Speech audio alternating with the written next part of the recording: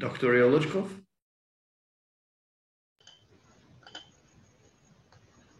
Oh.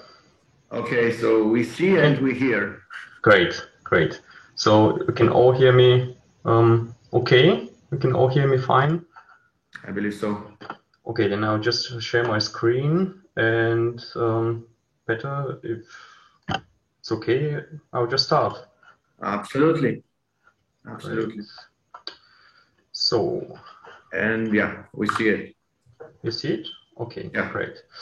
So, hello everyone. My name is Yavor Yevochkov, and first of all, I would like to thank Dr. Dimov for inviting me to speak at this conference.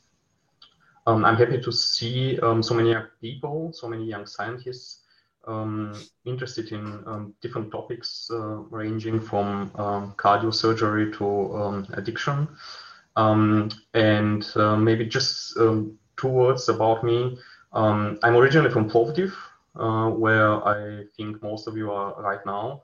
I finished my high school education there, and then I went to Germany to study there. Started my career as a psychologist first, and did a couple of years research in nicotine addiction using functional magnetic resonance imaging, studying the neuroscientific basis of addiction, and that's where my interest for addiction comes from.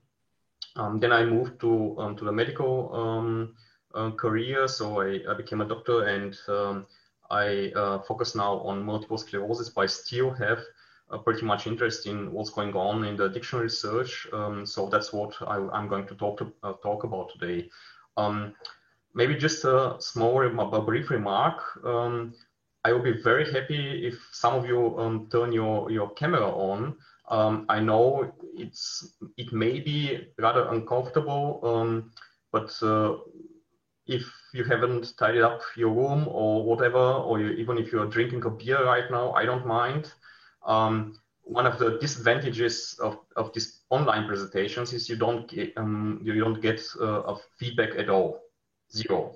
So you don't ever know how are the people reacting to what you're saying? Are they sleeping? Are they well, if they are snoring, you can hear them, okay. But if they're not telling you anything at all, you don't know how to go next, and you just keep telling boring stuff. So unless you're in your underwear right now, please turn your camera on. I will be very happy to see some feedback. Great, thank you. So these are my conflicts of interest, what I hope you would remember after this lecture is that drugs of abuse hijack brain mechanisms of reward, learning, memory, motivation, and executive function. And there are a couple of features like drug seeking, maladaptive habits, and impaired behavioral control, which are the hallmarks of addiction. And if we study and understand these mechanisms, we can correspondingly tailor the addiction therapy. So there's a problem. I have only 60 minutes to talk about that. So how do I do that? I mean, there is a really massive amount of papers on addiction as a brain disease. In the last 20 or 30 years, there might be, I don't know, between 50,000 and 100,000 addiction papers about it. Of course, not all of them are original research, but there's really a lot of stuff to talk about. So I thought about it. How do I summarize this up? And what do I tell you in these 60 minutes? And I'm ready to sacrifice 1 more minute in order to give you an example what I'm talking about, how difficult it is to squeeze in so much stuff in only 60 minutes. I stumbled a couple of years ago upon Matt Might. Matt Might is a researcher in computer sciences and precision medicine. He has been in Stanford. He has been also, I think, in Utah. I'm not sure about the second university, but he's a distinguished professor in those 2 research areas. And he had a similar problem. A couple of years ago, when his students asked him, what is PhD? Can you explain me how you do your PhD? So it's only about 1 minute. I know it doesn't fit in the topic about addiction, but just to give an example about the thought which you should keep in mind after this talk. So what is a PhD? Matt Might thought he can explain that to his students by illustrating all of the human knowledge as a circle. So after you finish your elementary school, you know just a little bit of this whole human knowledge. And after you finish high school, you know a bit more.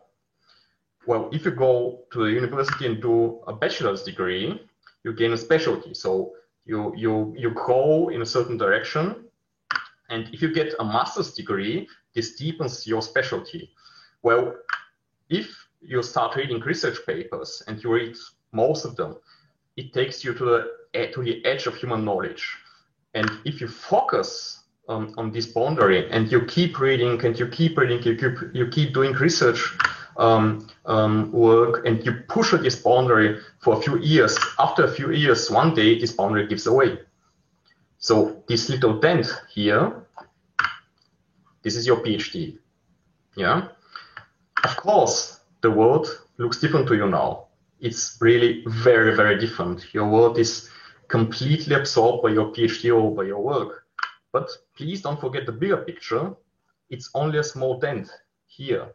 And in comparison to all the available knowledge, it's very, very little. So keep pushing. And that's the similarity that I wanted to stress before starting talking about addiction. I'm going to give you an overview in these 60 minutes what addiction is from the neuroscientific point of view. But don't forget there is a massive amount of work and papers out there. So if you are really interested and if you feel that some certain points of the talk were not enough, please go and read them or just email me a question and I'll be happy to answer it or to give you some other research papers to read about.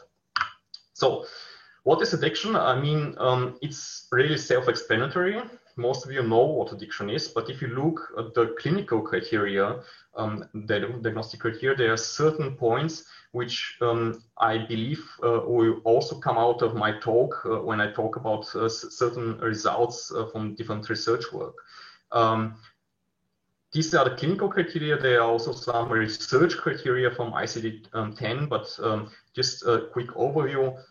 You have a strong desire or sense of compulsion to take the substance. It doesn't matter whether it's alcohol or crack or cocaine or something else. You have difficulties in controlling substance taking behavior in terms of its onset, termination, or levels of use. I would like to ignore these two aspects of withdrawal and tolerance, which are, let's say, rather bodily symptoms or physiological symptoms. And they, of course, they're part of the addiction, but they do not constitute the main point which I'm going to talk about now. Because we have patients who have gone through more than 50 withdrawal treatments and they still relapse. And after the next withdrawal treatment, you can ask them, well, how does it look like? And they're going, no, I'm not going to drink at all anymore. That was it. And I don't have any withdrawal symptoms anymore. But then like 2 weeks later, they are again there. You have also progressive neglect of alternative pleasures. So people neglect their hobbies or interests. And despite of harmful consequences, it doesn't matter whether you're talking about liver damage or depression after drinking or impaired cognitive functioning or family or job problems. These people neglect also or ignore these problems, ignore these harmful consequences, and they keep using the substance. So what I would like to start with is a work from a couple of years ago, well, more than a couple of years ago, almost 30 years now. It was a functional magnetic resonance imaging study, so an fMRI study with healthy participants. So these healthy participants, they're not addicts. They don't have any history of drug abuse, and they're in the scanner, and the scientists are making kind of a brain image of their brain activity, and there are only two conditions. So it's a very simple experiment. Healthy participants, and they get either cocaine, IV, intravenously injected, or saline, so a placebo. And you can compare these two conditions. You can see in which brain areas there is more activity during the cocaine condition as compared to the placebo condition. And you get these wonderful, colorful blobs, which you all know either from scientific work or from Dr. House. And you can very often misinterpret them. But this is a very simple experiment, so the interpretation is really simple. The colorful areas are the areas where the brain activity is higher during the cocaine condition as compared to the placebo condition.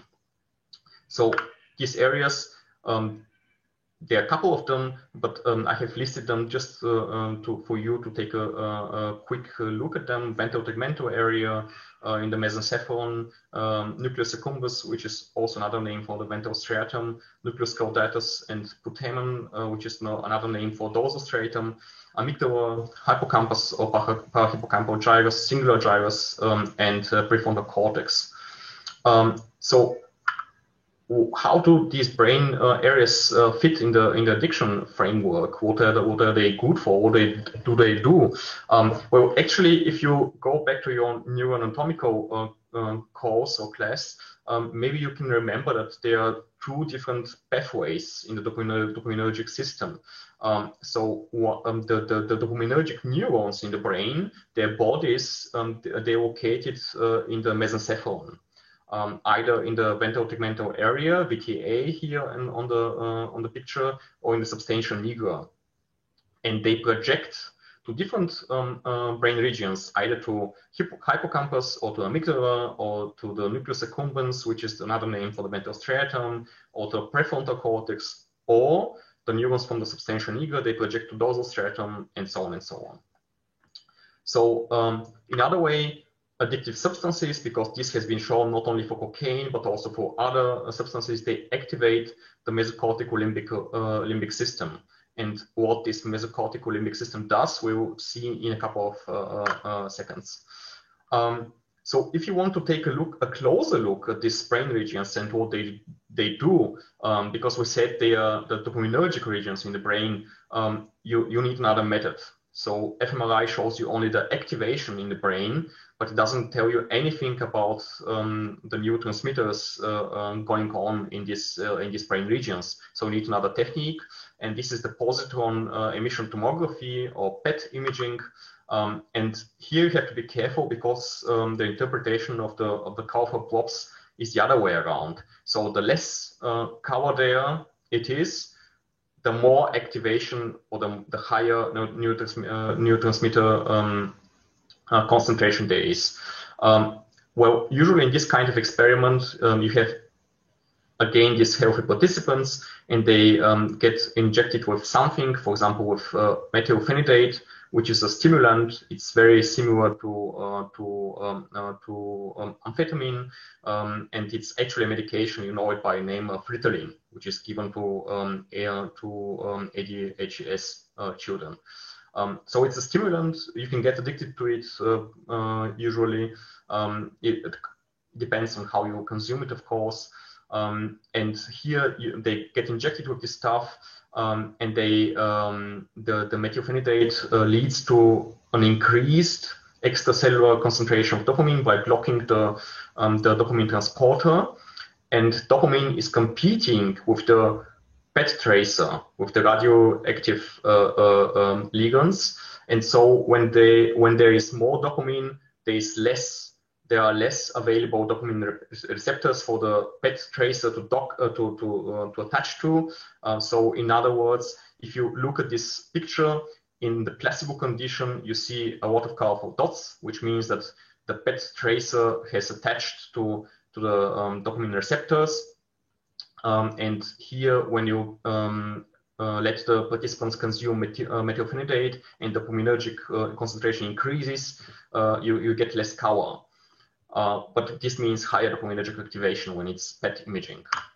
And this is another illustration. If you increase the dose of the methylphenidate, you get even less color. So it's actually a very nice way to study the neurotransmitter changes in the brain. So in this study, as I told you, there are healthy participants, and when they consume, when they get injected with methylphenidate, after that they are being asked how high they feel. So on a scale from 0 to 10, how high do you feel? And the self-report of high correlated with the change in dopamine in striatum.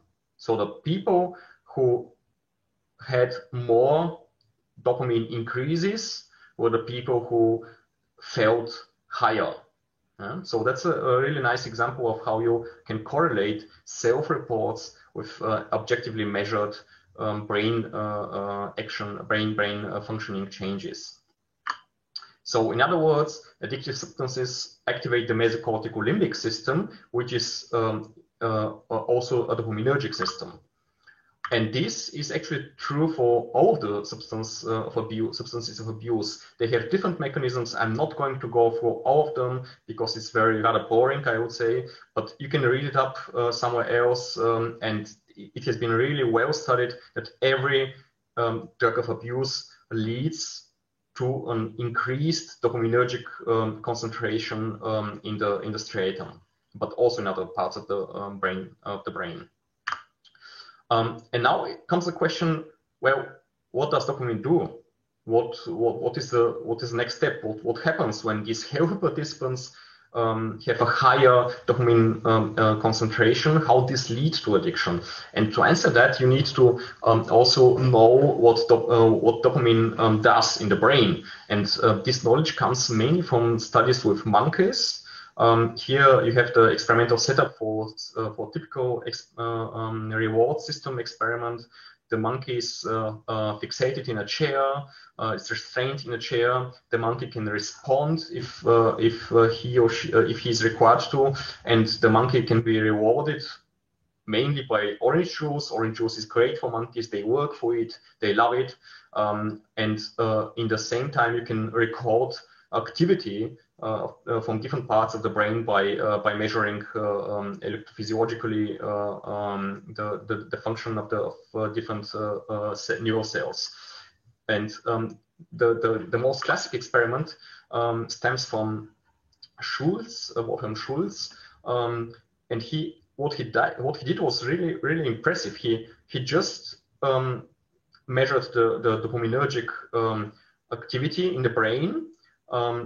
And he gave rewards in the form of orange juice to the monkeys. They were not required to do anything. They were just sitting there and they were getting orange juice for nothing.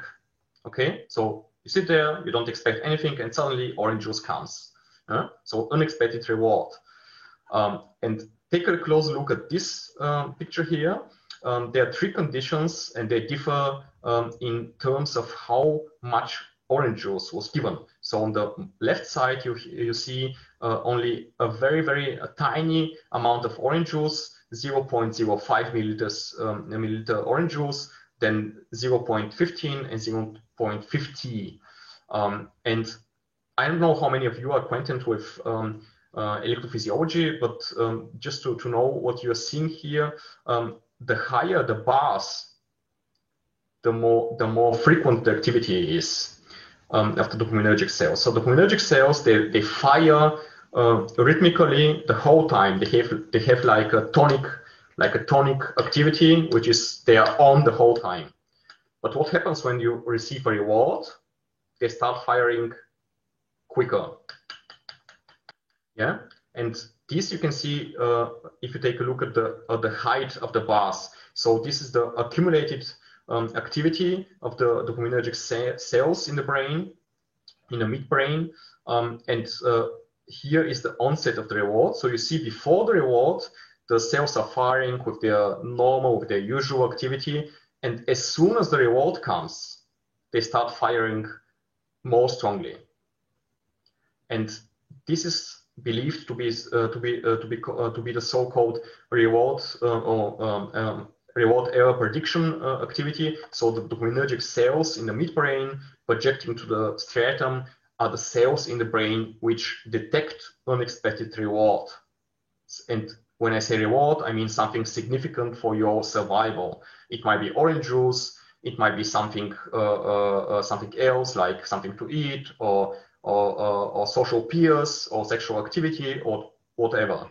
but something significant.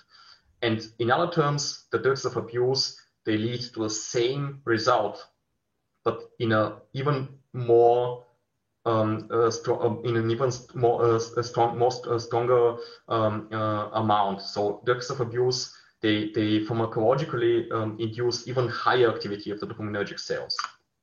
So addictive substances activate the dopaminergic reward system. Okay, so what happens on the long term? Because addiction does not develop overnight, it develops over weeks, months, years, it depends on the substance. If we take another look at the similar experiment with the PET imaging, so remember, the more color you see, the less neurotransmitter activity there is, and vice versa, the less color you see, the more dopaminergic activity there is. So this is exactly the same as what we saw before. We have healthy participants, control subjects, being given either placebo or methylphenidate, and in the placebo condition, you see that there is not really much dopaminergic activity, but in the methylphenidate condition, you see there is dopaminergic activity. So what happens if you do the same to addicted subjects? And here, cocaine addicted subjects were tested, and if you compare the both conditions, you don't really see a difference. So it doesn't matter to addicts whether they are being given placebo or methylphenidate. So what does this mean? This means that on the long term, the dopaminergic activation of the reward system is decreased actually. And this has been studied also in bigger studies, in bigger meta-analysis. This is just as an example, a meta-analysis encompassing 31 studies with more than 500 stimulant users and 500 controls. And I don't know whether you're acquainted with this kind of analysis, but if you take a look, here's the midline, and in this kind of results presentation, the more this symbol is on the left, the higher the effect is for what I'm talking about. So in all these studies, they're showing that the dopaminergic activation is decreased in patients, but not in healthy controls. And this can happen via different mechanisms.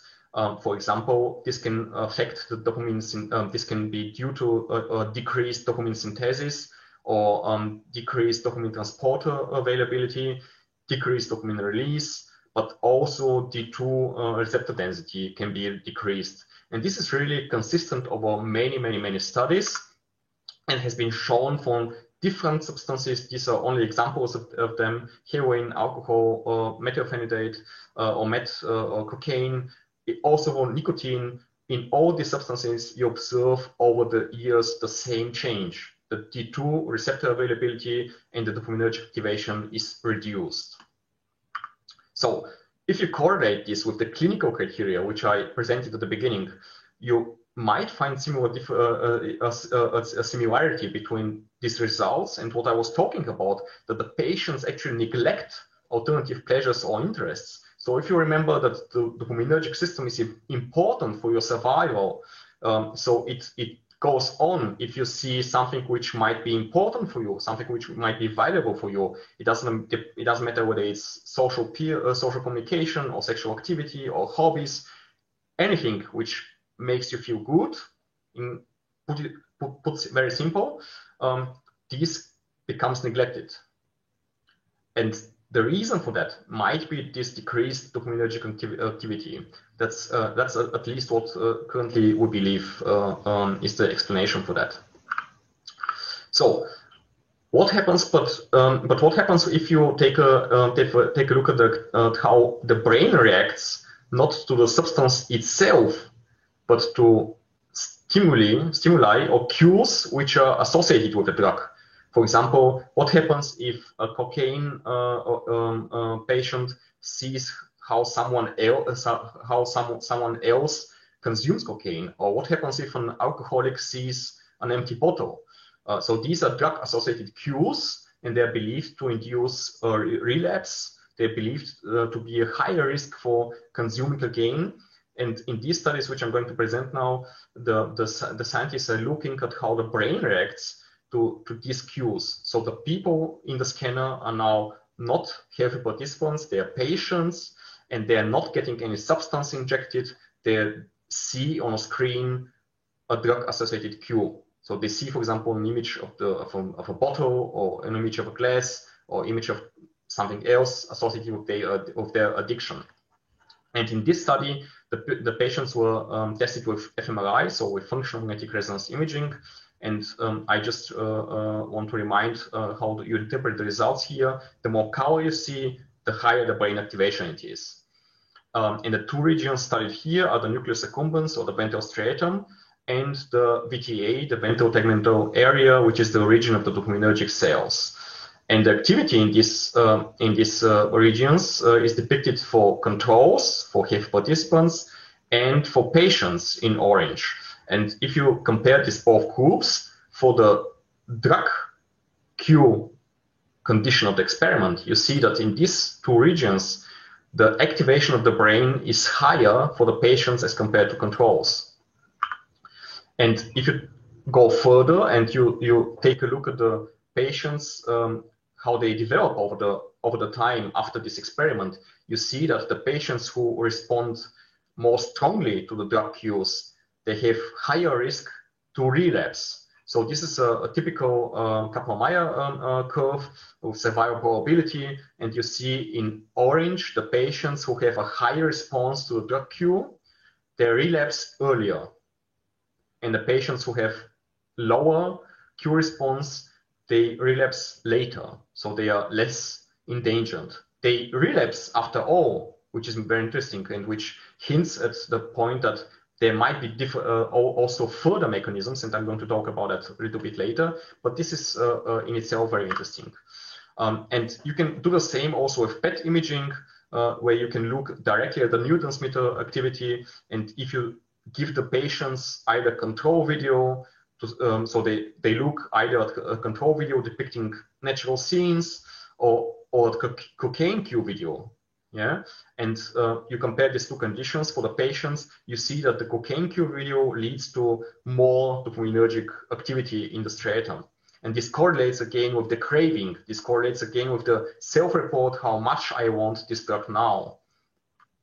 So in other words, another long-term change is that the reward system is getting more strongly activated, not by the drug itself, but by drug cues. So by cues, images or noises or something else which is associated with the drug of abuse. And there are really thousands of experiments out there which are showing the same results. I'm going to show you just one or two more to stress how important this mechanism is. For example, here you see an fMRI experiment, and it is using the unseen cue paradigm, which is very interesting. So the patients, these are cocaine patients, they're in the scanner, and they see on a screen different images which can be either neutral or cocaine related. And the interesting thing is that these images are presented only for 33 milliseconds. So this is below the threshold of perception. So the patients, if you ask them after that, what did you see? They don't know.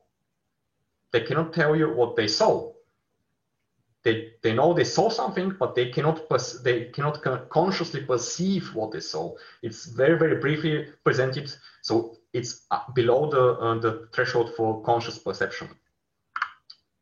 And nevertheless, we get the same activation. So the nucleus accumbens, the ventral striatum, in other words, the amygdala, and some other parts of the reward system, they nevertheless get activated, although the participants do not know what they saw. And this correlates also with the behavioral measurements which they did in this experiment. And just to finish this aspect, I would like to present you some more results from the work from Schultz with the monkeys, which I talked about before, to understand what happens in the brain and in the dopaminergic system. So we have again our monkeys, they are restrained in the chair, and again they don't have to do anything to get the juice. But the difference to the experiment which I showed you before is that they get the juice combined with different visual cues.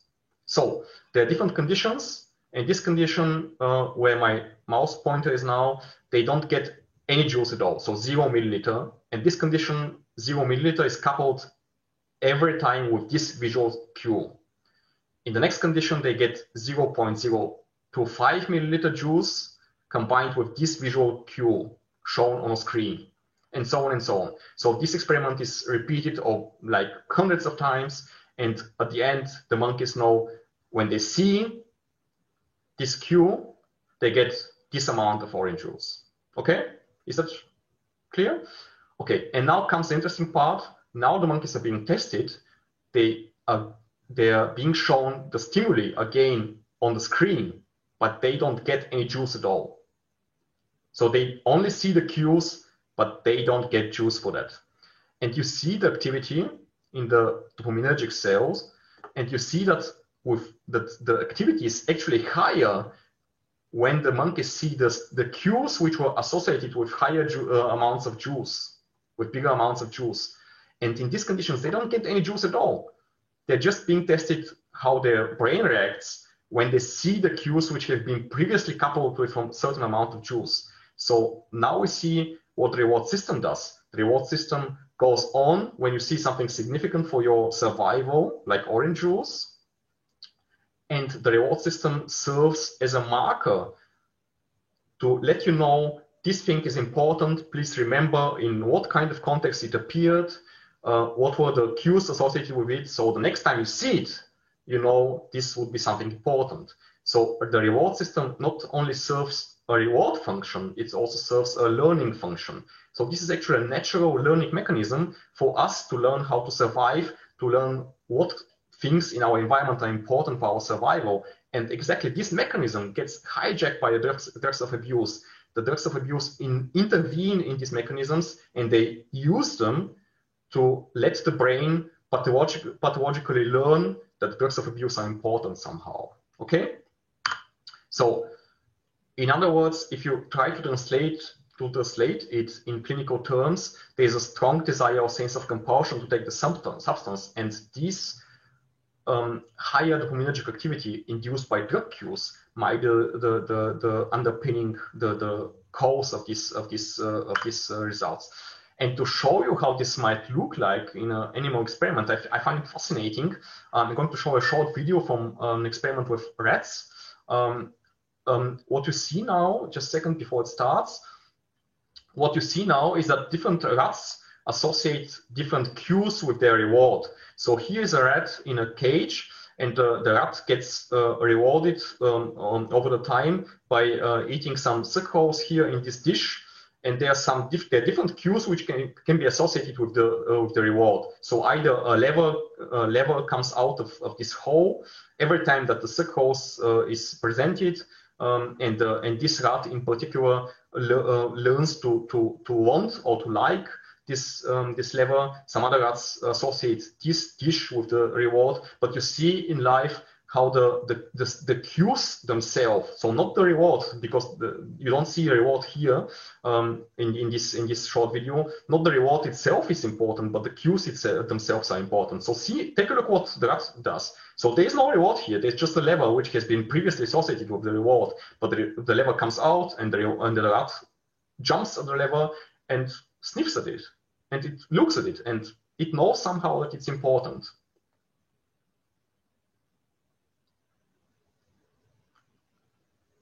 Okay, so now the second rat, it has associated the dish here with the reward, and there's no reward.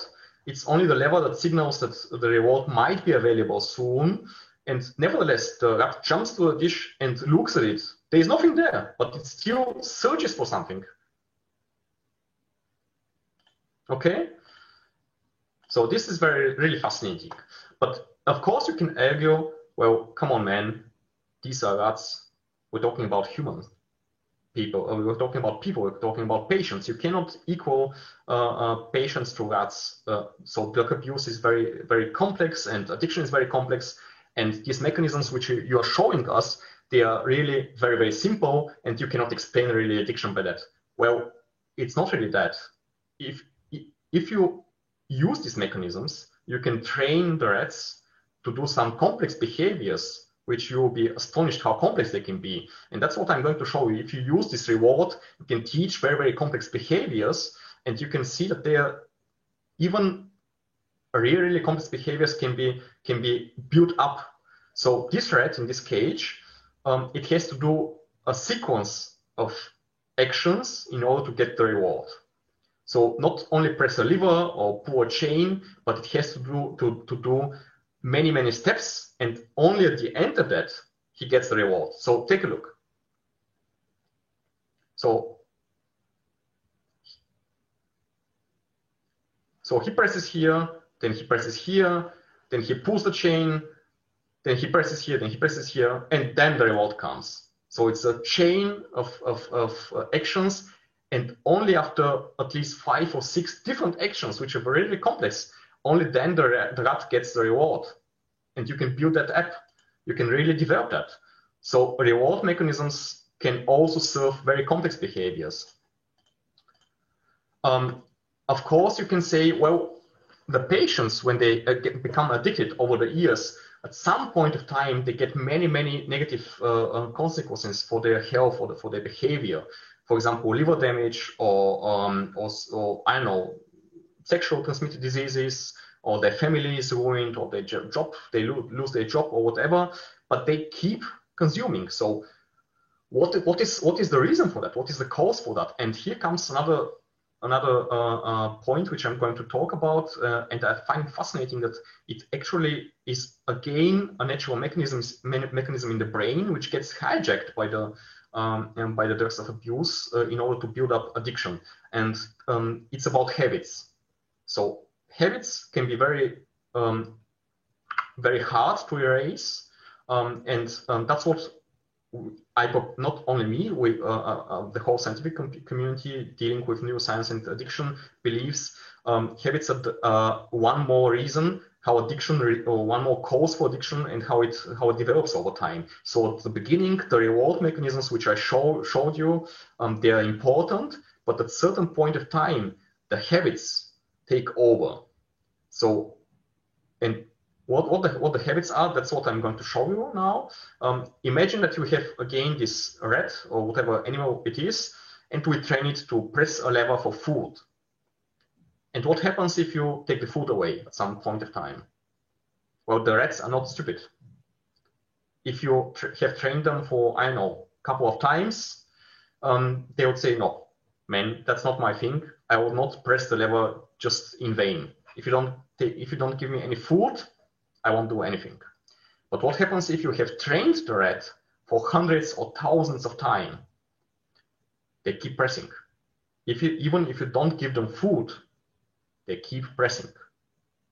They see the lever, they know the lever has to be pressed, and they go and press it, although they do not receive any reward. And this happens only if you have trained the rats very extensively.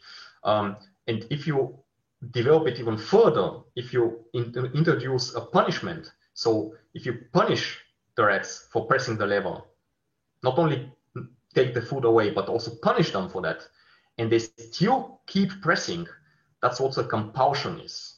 So habits build up over reward.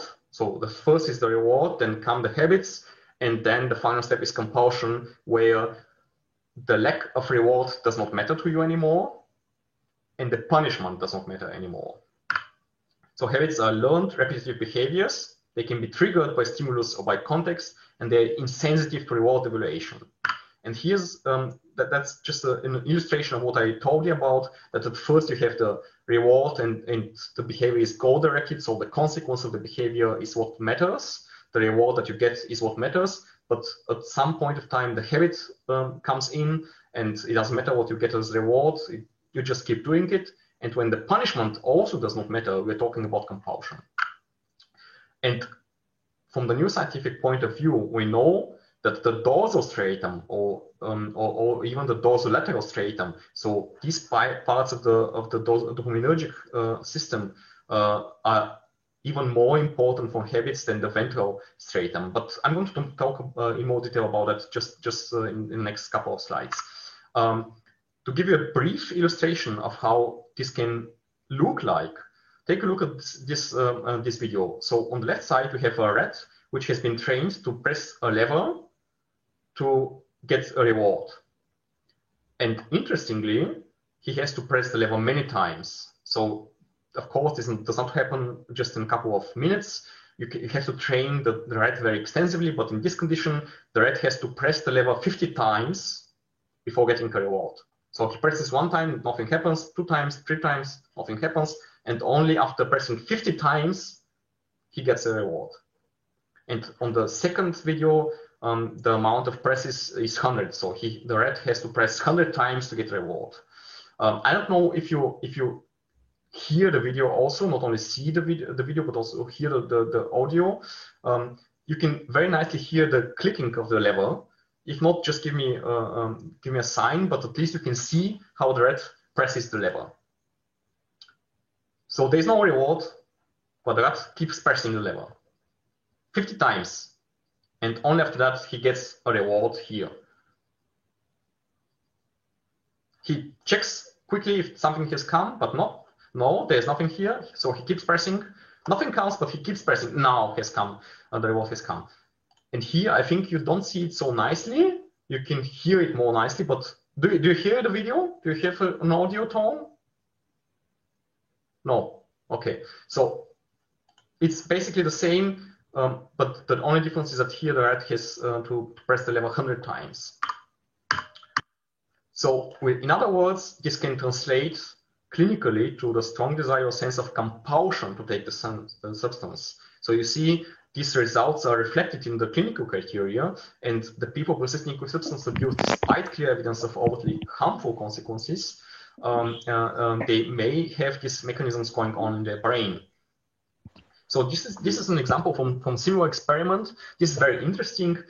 You have on the left side either a group of rats which has been moderately trained, so they did not receive an extensive training. Не те чувам, какво On the right side, you have an extensively trained rats. So these rats have been trained for many hours to do the same.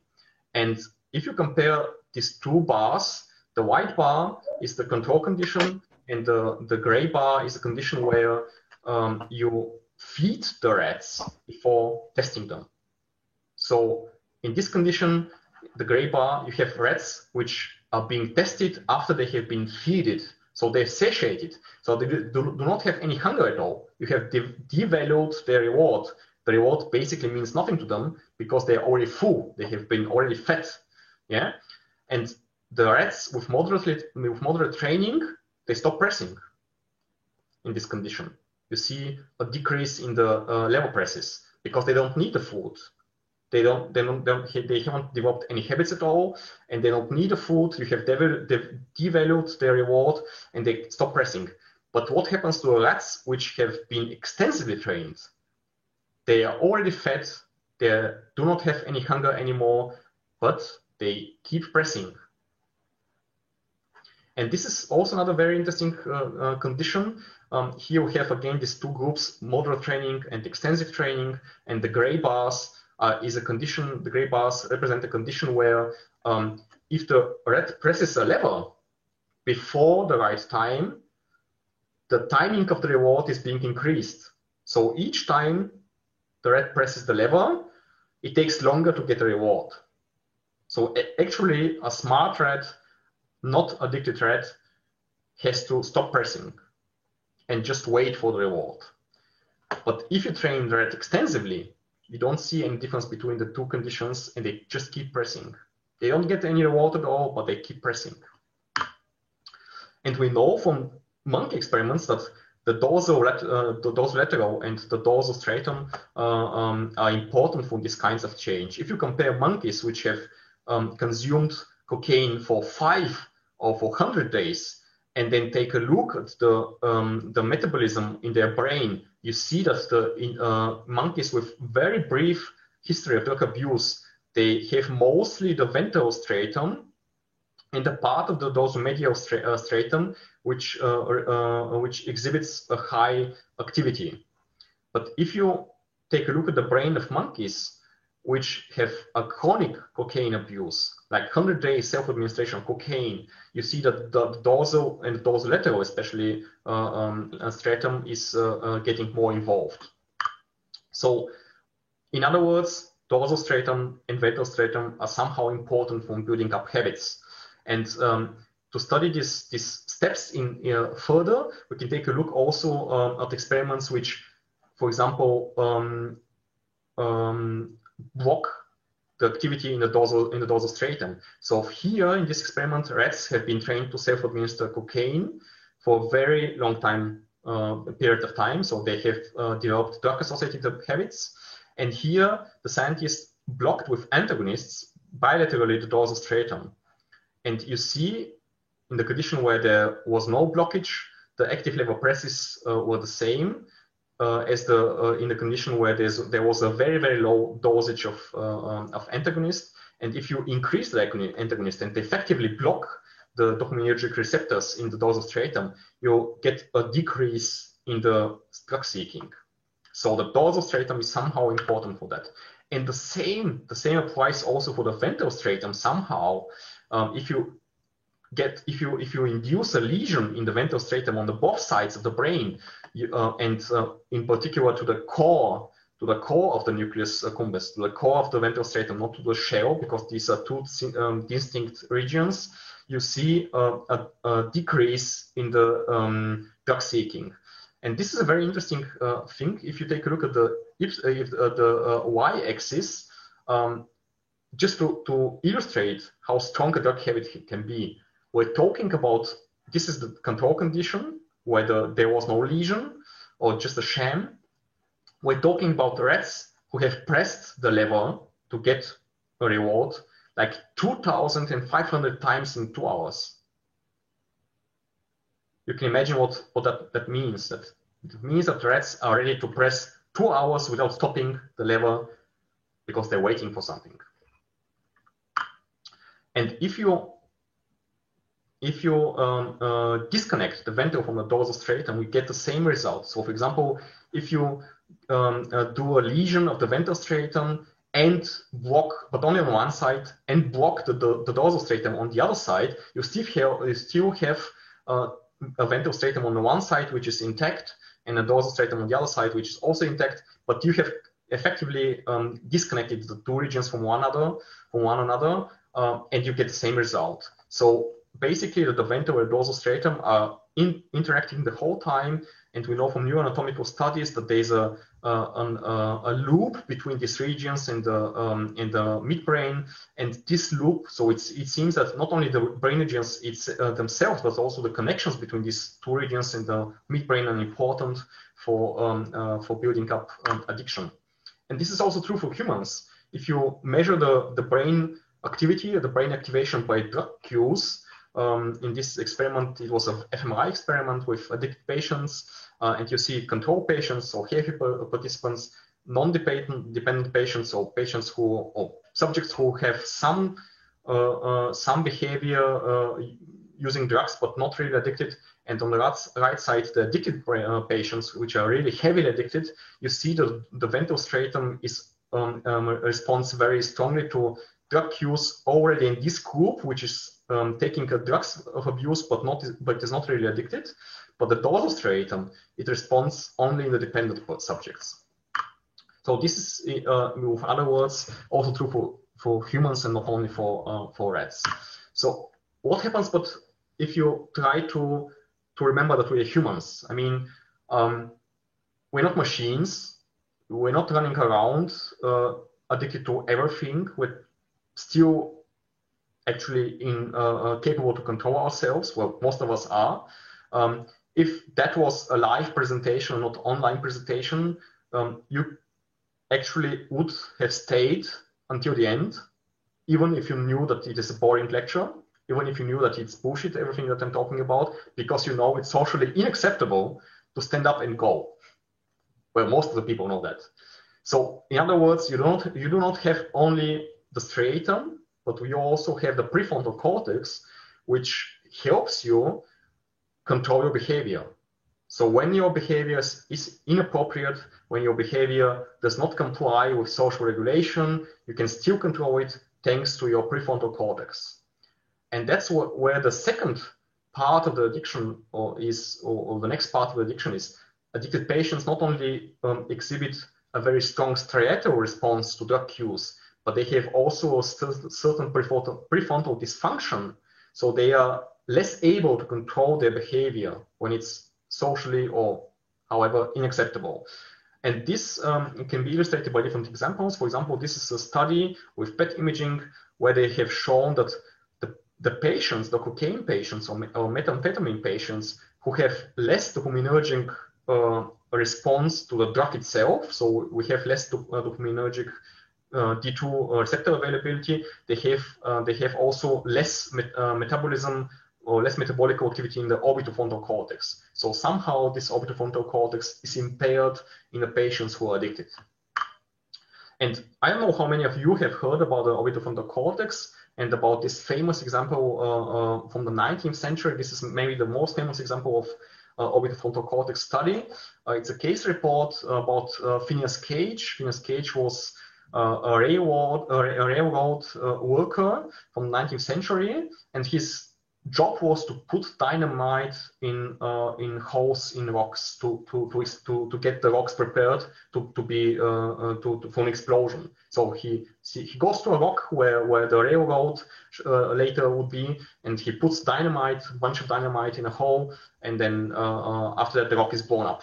So unfortunately, in one day the dynamite blew a little bit earlier, and this iron rod, which you see in the picture, was driven through his brain. And you see here how it looked like. So basically, a part of his frontal cortex, a part of his orbitofrontal cortex was blown away. He survived this, interestingly, and that's how he looked like after that. Here it is. Here he is with the iron rod, posing with the iron rod after a couple of years after the accident. But what was more interesting is before the accident, he was a very loving and caring father and very friendly colleague. But after that, he got addicted to alcohol. He neglected his family. He neglected his job. So he somehow exhibited a very aberrant behavior. And we know from animal experiments that the orbitofrontal cortex is important for updating reward values. So for example, if you train the rat that every time a certain light goes on in the cage, there is some food available in a certain corner of the cage, you will observe that the rat is running to this corner of the cage when the light goes on. So the rat has somehow learned that the light signalizes availability of food. So nothing new here. You have already seen this in the other experiments. But what happens if you pair the food with poison?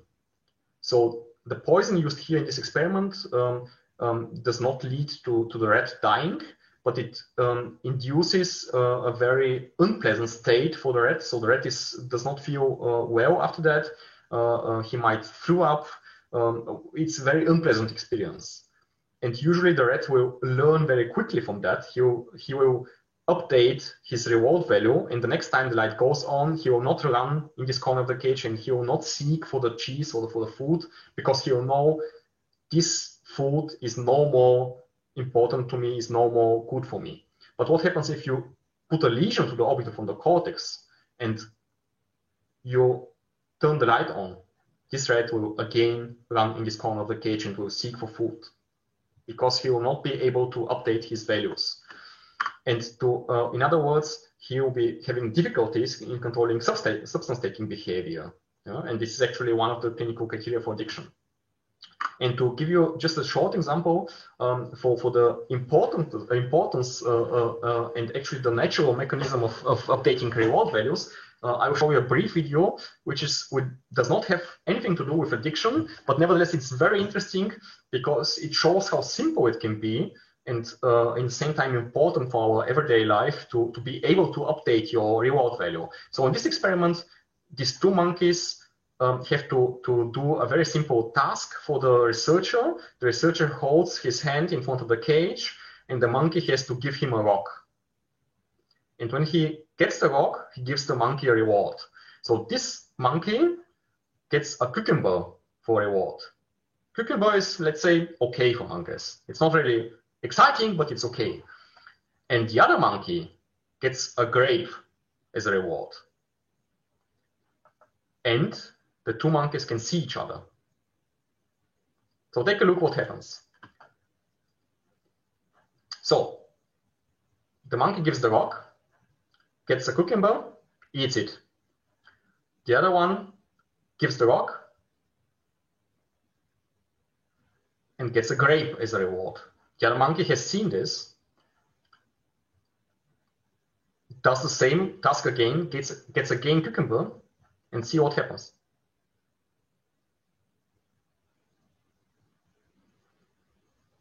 Cucumber is not exciting anymore.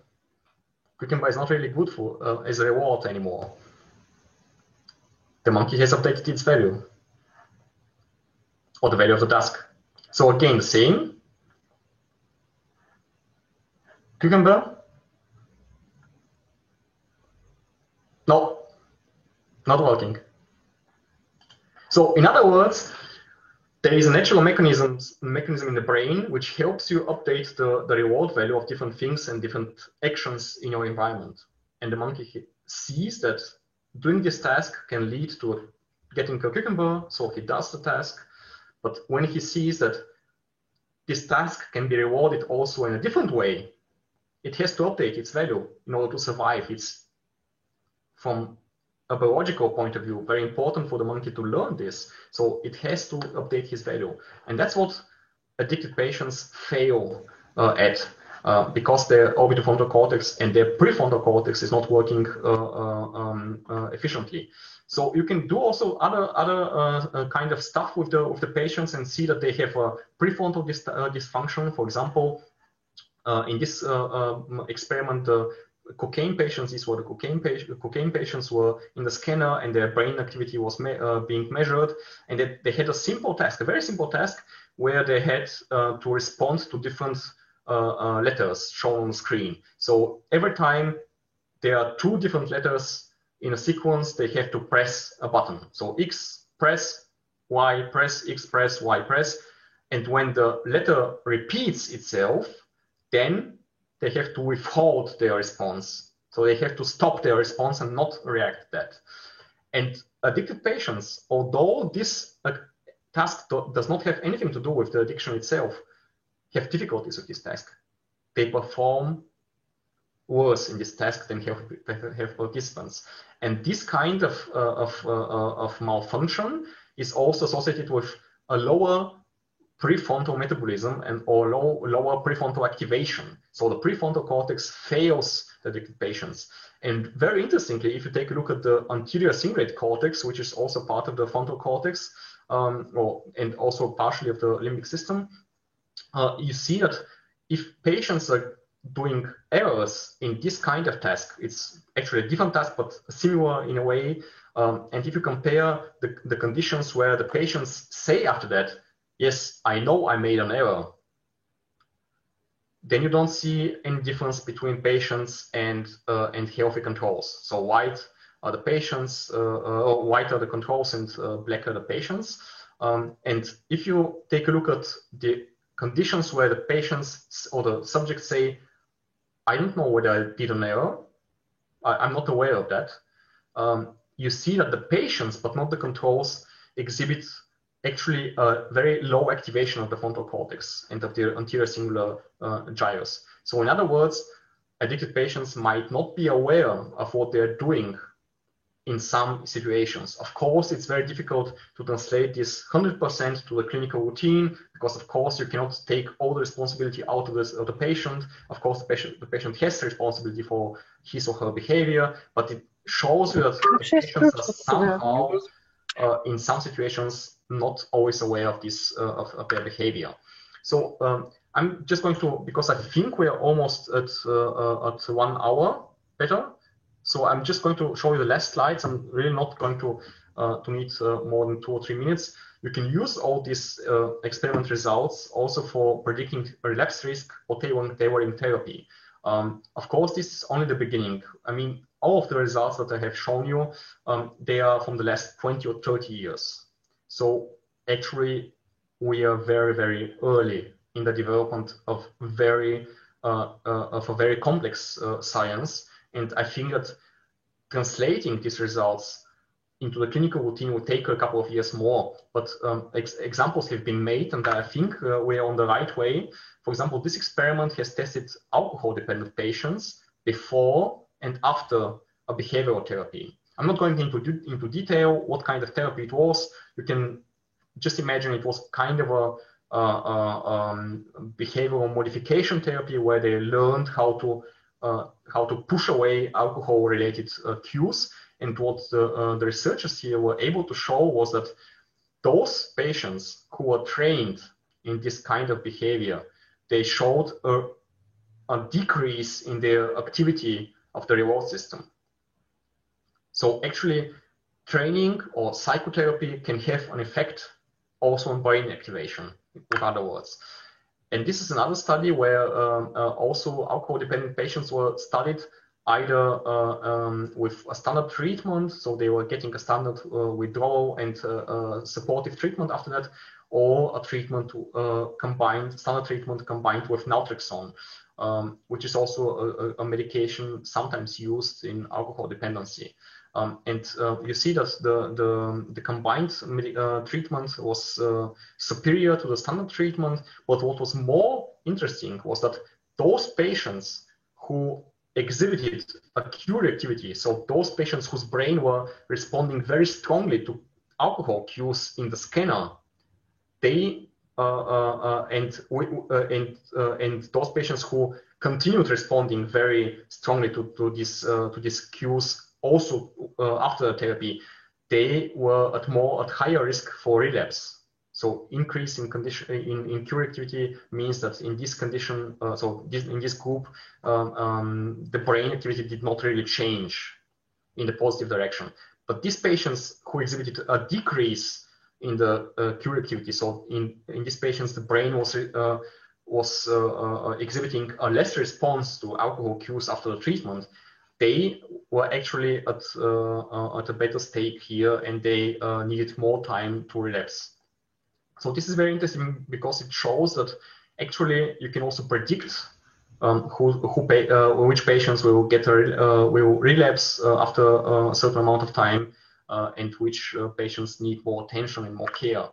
And this is just the last example that I'm going to show you, a study where not the brain activation itself was studied, but the connectivity between different regions. And you see here patients with either familial risks, so patients with family history of drug abuse, whose parents were drug abusing, and some of the patients themselves had some stimulant abuse or no stimulant abuse. And you see that the group of the patients who had the family risk and stimulant abuse, so the both risk factors, they had the least connectivity between the frontal regions of the brain and the striatum. So in other words, the connection between the brain regions which are supposed to control your behavior and the brain regions which are supposed to guide your behavior to survive, this connection was the weakest one in the patients who were most at risk. So I would like to sum up with a picture from Botticelli from 15th century. It's called Pallas and the Centaur. Athena Pallas was an ancient Greek goddess, and it was associated with the wisdom and handicraft. And centaurs were creatures from Greek mythology with the upper body of a human and the lower body and legs of a horse. So they were believed to be a half human and half animal. And they were believed to be wild and untamed, just like horses. And I think this is a really nice way to symbolize what happens in the addicted brain. So on one side, you have in the healthy brain, the frontal cortex or the executive functions, which control the reward mechanisms and the habits. And in an ideal situation, you're always able to let the executive function guide your behavior, and you're able to suppress your impulses, your reward mechanisms, and your habits when they are socially unacceptable. But in the addicted brain, it's the other way around. So actually the rewards and the habits are more strongly activated, and they have a more important role in the guidance of behavior, and the executive functions are actually less pronounced. So in other words, I hope you not only enjoyed this presentation. I hope you enjoyed it, of course, but I hope that you are also able to remember these 3 take-home messages which I presented at the beginning. And of course, I thank you for your attention. And if you have any questions, you are welcome to email me.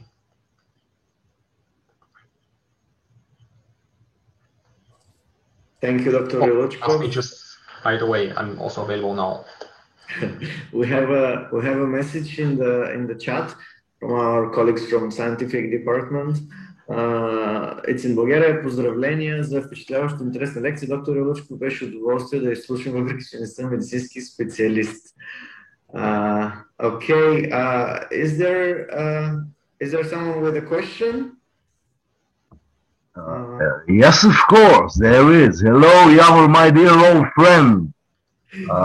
I want to congratulate you with your profound and, deeply presented lecture. Well, you have ended it with a beautiful picture of Botticelli, but I'll start my comments with, as taking compulsively and rewarding my nucleus accumbens, and dopaminergic central system. But I'll start my comments with a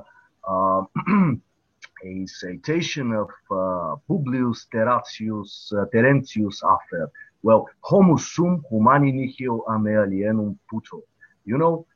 I am a human being, and I think nothing human is alien to me.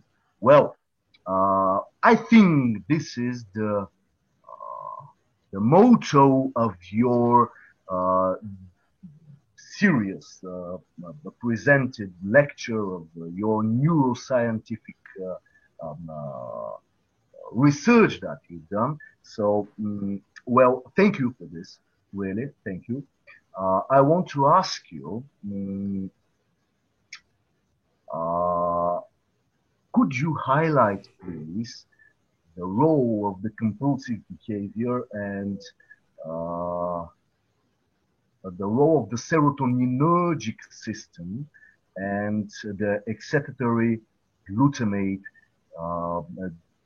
system in addiction? A few words, of course. And my second consecutive question is, could you make a brief parallel in terms of the cannabidiol and cannabinols and the addictive behavior? Thank you, my dear old friend. Okay, thanks for the kind words. I'm going to begin with, first of all, with the question about glutamate.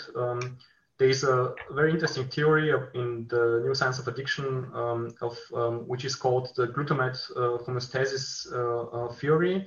And it actually proposes that the prefrontal dysfunction in the addicted brain is due to an imbalance of the glutamate processes, glutamatergic processes in the prefrontal cortex. And there are really very interesting studies from the animal research showing that this is true. So at least a part of this prefrontal dysfunction is due to malfunctioning glutamatergic mechanisms in the prefrontal cortex. I believe there are not so many human studies about that. Of course, it is actually due to the methodological difficulty of studying glutamatergic mechanisms with brain imaging in human participants. But I think that it is only a question of time to show that that this can be true also for humans. In fact, some medications used in addiction medicine also intervene in the glutamatergic processes in the brain, so there might be some connection there too. About the cannabinoids, I'm not really acquainted with the latest molecular research. This applies also to the question about serotonergic receptors, because I come more from the imaging corner of the addiction science, so I'm more acquainted with the brain imaging studies. But what I can say is that we know that most of the cannabis users, I don't know whether it answers your question. Most probably not fully, but maybe there might be still some connection to the answer that you want to hear. We know that most of the cannabis patients exhibit cognitive dysfunctions. I think the highlight here is the neurocognitive impairment in the long-term abuse and the addictive of cannabinol patients. That this pervasive behavior. Yeah, that's true, and that's what I mean. We see for all patients, it doesn't matter alcohol, cocaine, or whatever, we see a prefrontal dysfunction, but this applies with even higher force to cannabis patients. Like the heavily addicted cannabis patients, they exhibit really strong cognitive deficits. So they're not able to withhold impulsive behavior. They're not able to suppress impulsive behavior, and this can be seen, of course, overtly. You can observe them in the clinical context, but what is even more interesting, you can test also people who are not heavily addicted, but who still consume like couple of days a week, or even every day one joint, and even with these people, you can see some cognitive deficits if you test them with Thank you for this. Thank you for this. Neuropsychological test battery. Thank you for this. Saying it, everybody must hear it. Thank you, really. You're welcome. Okay, are there any other questions? There is. We have to do the chat. Just reading it. Just a second. Yes, that's. Thank you for this message. It is really an important aspect, not only conducting these experiments, but also communicating the results of these experiments to society. And sometimes it's, of course, very difficult because it might go the wrong way. Some people who are not very open-minded can, of course, say, well, basically, you're taking the responsibility away from these patients. Basically, you say addiction is a brain disease. And yes, it is a brain disease. That's what I think and I believe in. But this goes into deeper and further questions, which might be very difficult to answer to. They affect very, let's say, basic questions about the human being. What is the basis for the human will, or is the human free in his or her choice, or does the brain predict everything? And of course, you cannot simply say, well, these people do not have any responsibility at all. It doesn't matter what they do. It's not their fault. They have at least one responsibility, and that's what I can say. They can allow themselves to get help. So, of course, you can always argue they are brain diseased or whatever, but this is a kind of an ongoing discussion in the scientific community. But what you cannot argue about is that they are free to choose whether to get a therapy or not. And that's something that I can believe in, that even if they are not free in their behavioral choices, or not completely free in their behavioral choices, with regard to drug consumption, they are always free to get help, and that's what actually you should not forget when you're talking about neuroscience of addiction. И понеже последното беше на български, нали, поздравлението на доктор Бешков, аз си позволявам да го кажа на български, понеже се захващам за неговите думи.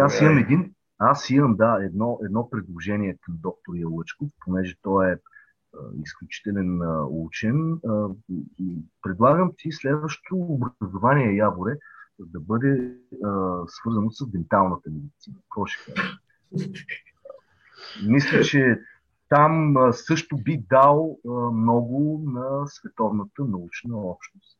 Просто предлагам. Предлагам, ще го помисля това нещо, да. Помисли. Това е следващата стъпка, може би, да. Okay. Разбира се, когато дойде в България доктор Лъчков, ще бъде добре дошъл да се видим и заедно с доктор Тополов да може и доктор Тополов да се зададе всички останали въпроси.